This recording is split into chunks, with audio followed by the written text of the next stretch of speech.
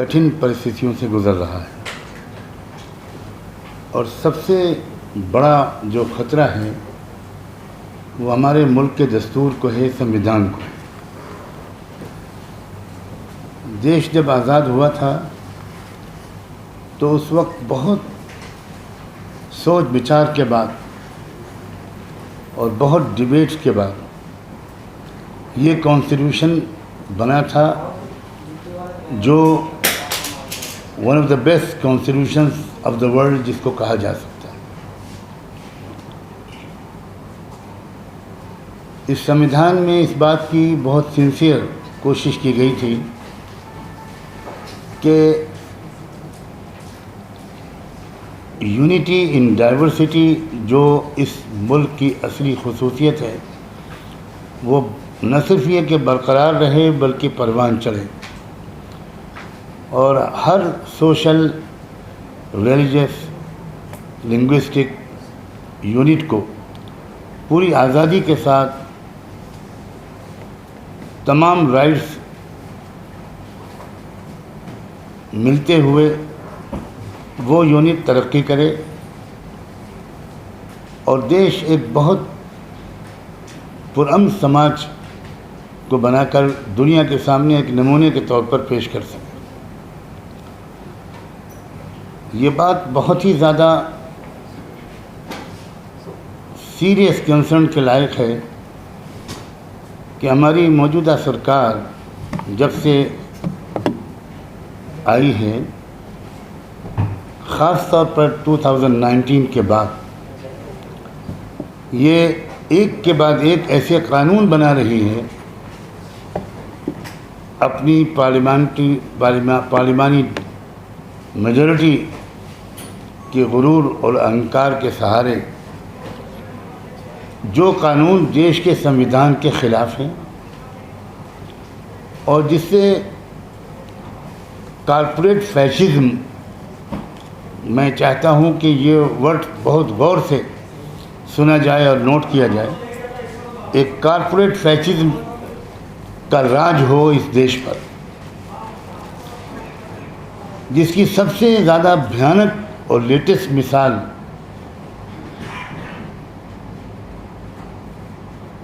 दो 2020-21 में पार्लियामेंट में पास किए गए फार्मर लॉज हैं और लेबर लॉज हैं।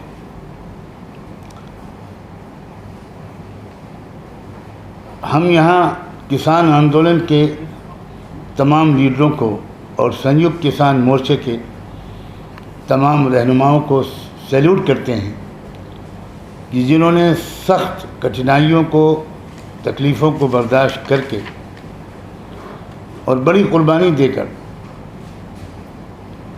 एक बहुत बड़ा अचीवमेंट हासिल किया है और वो ये है कि इस आंदोलन के नतीजे में देश का जो असली एजेंडा है वो सरफेस पर उभर कर आ गया है। ये बात बहुत ही इम्पोर्टेंट है और कोई इसको डिनाई नहीं कर सकता कि हमारे देश का असल एजेंडा और रियल इश्यूज़ ये मंदिर मस्जिद नहीं है, ये हिंदू मुस्लिम नहीं है। हमारे देश का असल मसला है गरीबी का, बेरोज़गारी का, नॉन एम्प्लॉयमेंट का। कोई घंटा ऐसा नहीं गुज़रता हमारे देश में जिसमें किसी महिला या किसी लड़की को रेप न किया जाता हो, किडनैप न किया जाता हो, इज़्ज़त न लूटी जाती। हमारे देश का मसला है महिलाओं की सुरक्षा का, माइनॉरिटीज़ को उनके अधिकारों के मिलने का। हमारे देश का मसला है जस्टिस एंड पीस का, कि सबको इंसाफ मिले, सस्ता इंसाफ मिले, जल्दी इंसाफ मिले।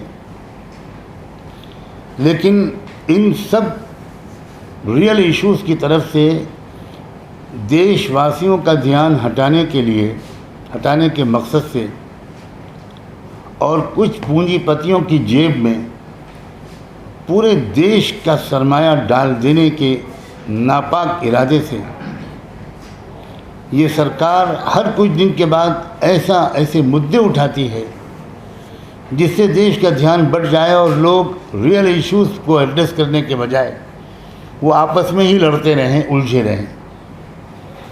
और जो लोग इस देश को बेच देने का फैसला कर चुके हैं, जो इंडिया फॉर सेल के सबसे बड़े मार्केटिंग एजेंट के तौर पर काम कर रहे हैं, वो अपना काम करते रहें और लोग उलझे रहें दूसरी चीज़ों में। किसान आंदोलन ने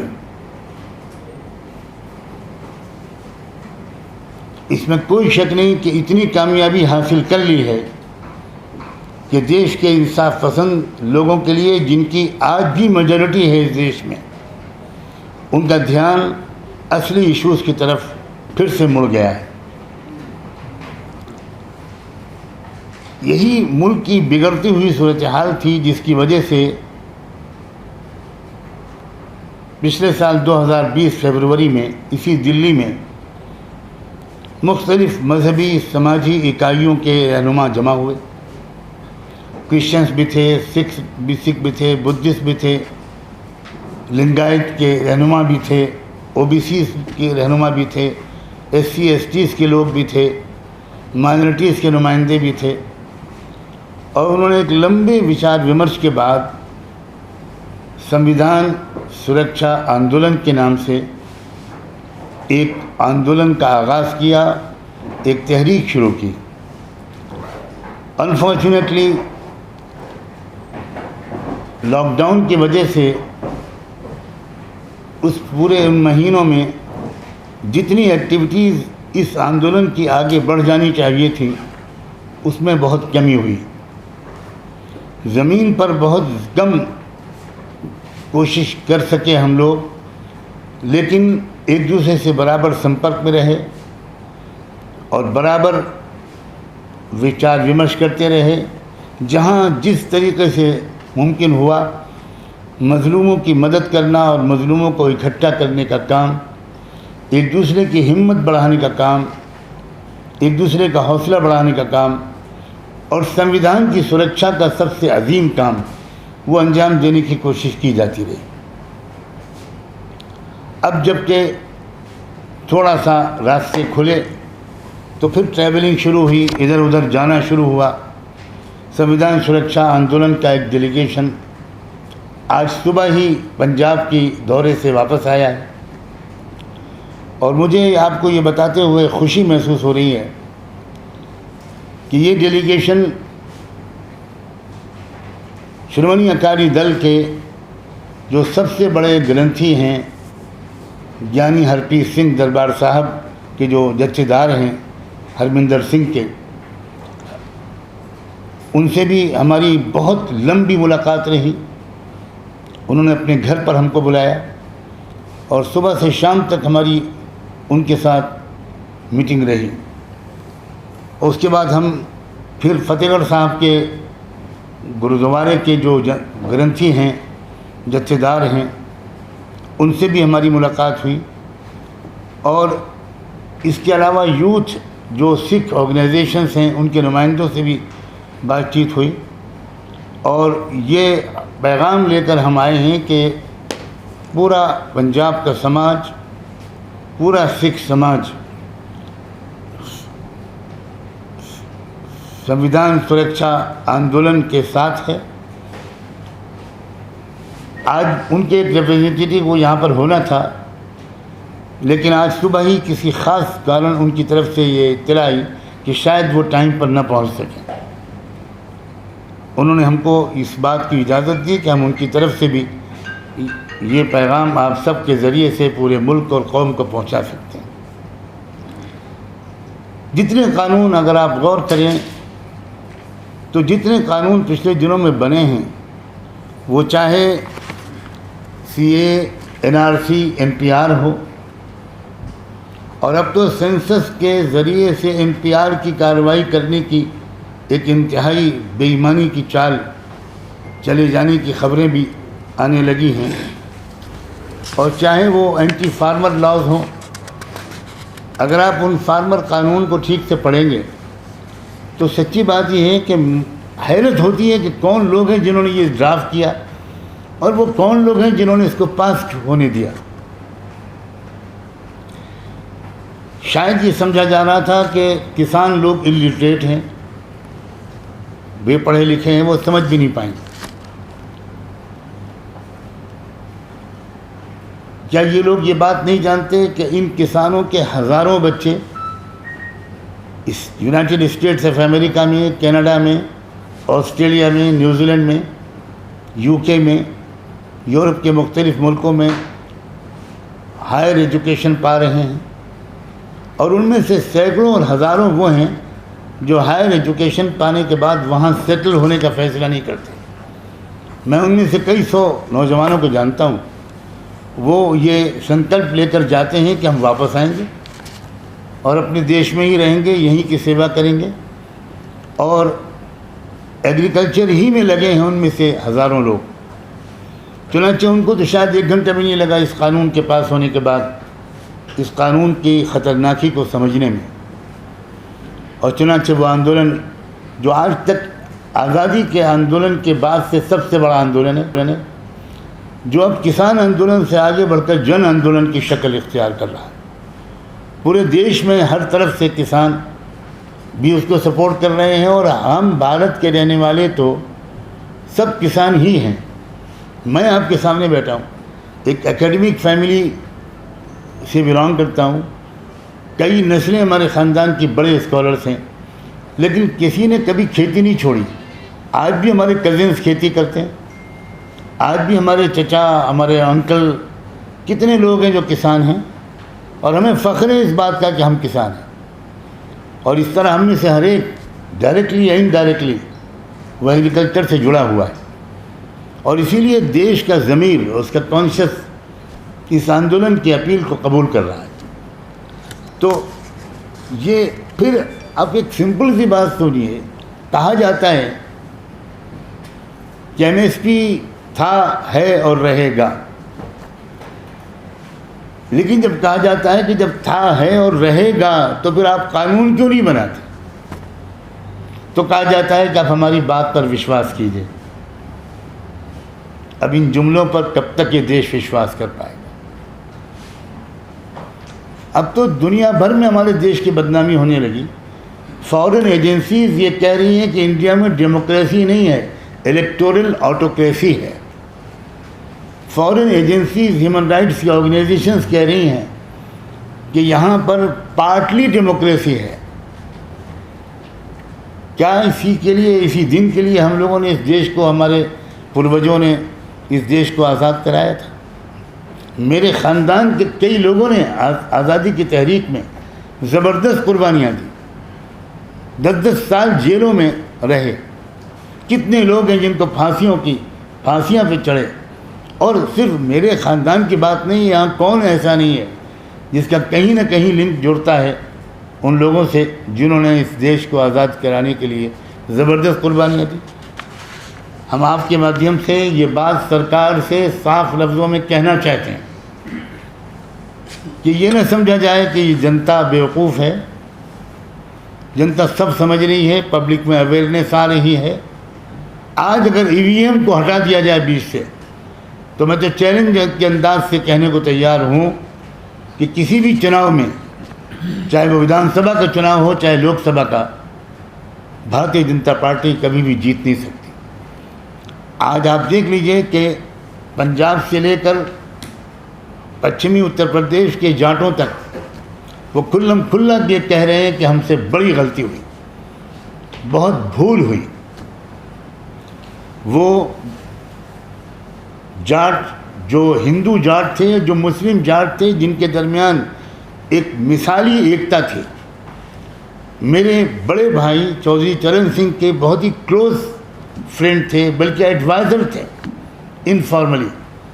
हम लोग छोटे छोटे थे, हम देखते थे कि चौधरी चरण सिंह जी, वो जब यूपी के चीफ मिनिस्टर थे, उस ज़माने की बात कर रहा हूँ, वो किसी भी दिन सुबह 6 बजे, 6:30 बजे, 7 बजे अर्ली मॉर्निंग भाई साहब के घर पहुँच जाते थे और कहते थे, हफीज़ यार चाय पिलवाओ, मुझे कुछ ज़रूरी बातें करनी है। हमारे भाई साहब ने लिखा है, वो बहुत बड़े उर्दू के जर्नलिस्ट थे, उन्होंने कई जगह लिखा है कि चौधरी चरण सिंह से बढ़कर सेकुलर लीडर मैंने अपनी ज़िंदगी में कभी नहीं देखा। चौधरी चरण सिंह ने जाटों को बिल्कुल एक कर दिया था।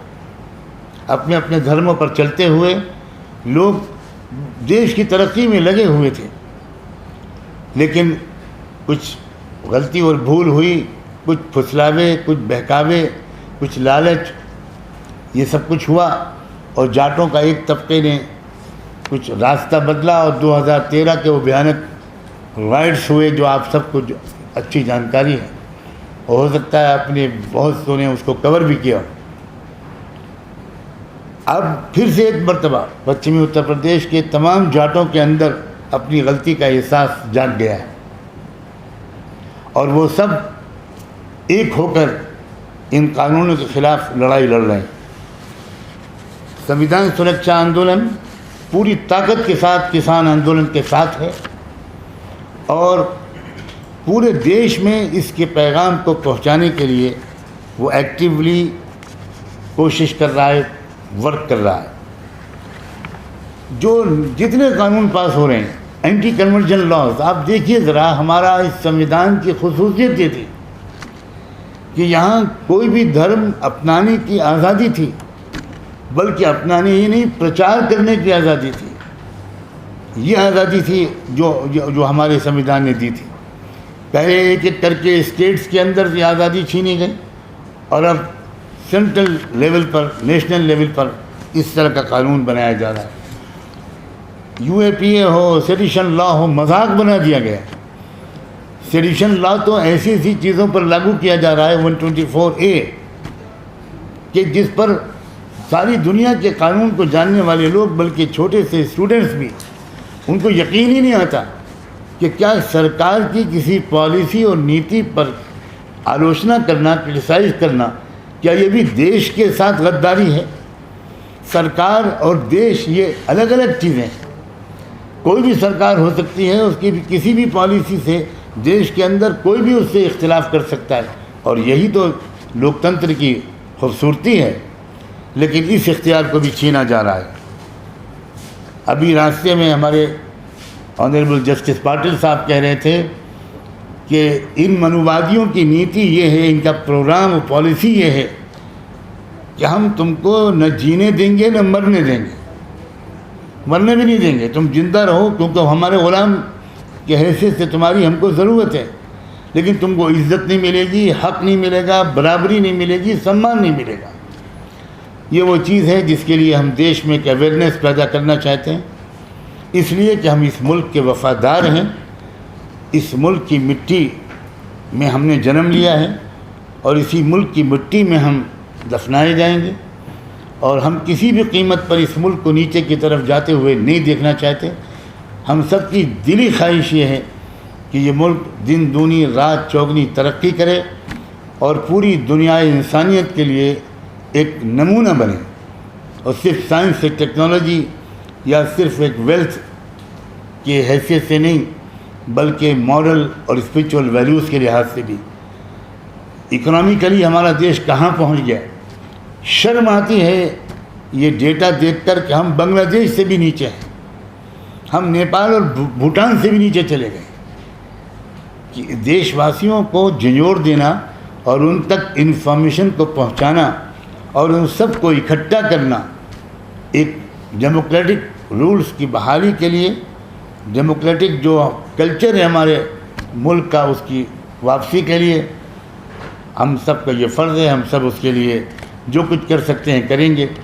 आज की ये प्रेस कॉन्फ्रेंस में ख़ास तौर पर हम चाहते हैं कि आपके ज़रिए से ये पैगाम भी पहुँचे फार्मर्स को कि हम सब आपके साथ हैं और किसान आंदोलन, अब ये किसान आंदोलन ही ये जन आंदोलन बन के रहेगा और संविधान सुरक्षा जो आंदोलन है उस सिलसिले में जो कर सकेगा करेगा। और जितने कानून संविधान की रूह के ख़िलाफ़ बनते चले जा रहे हैं, हम उन कानूनों को रिपील करवाने की या जुडिशरी उनको अनकॉन्स्टिट्यूशनल डिक्लेयर कराने की जो कोशिश कर सकते हैं करेंगे।